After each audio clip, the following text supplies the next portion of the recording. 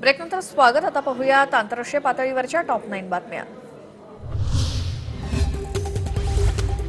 जागतिक आरोग्य संघटनेचे प्रमुख टेड्रोस अधनोम घेब्रेयेसस यांनी कोरोना विरोधातील भारत देत असलेल्या लढ्याबद्दल कौतुक केलं असून पंतप्रधान नरेंद्र मोदींचेही आभार मानलेत. पंतप्रधान नरेंद्र मोदींनी कोवॅक्स लस आणण्यासाठी दाखवलेली कटिबद्धता आणि जगभरात ती उपलब्ध करून देण्यासाठी दाखवल्या गेलेल्या कटिबद्धतेबद्दल टेड्रोस अधनोम यांनी स्तुती केली आहे. जो बायडन यांच्या नव्या टीममध्ये 20हून अधिक भारतीय वंशाचे सदस्य आहेत.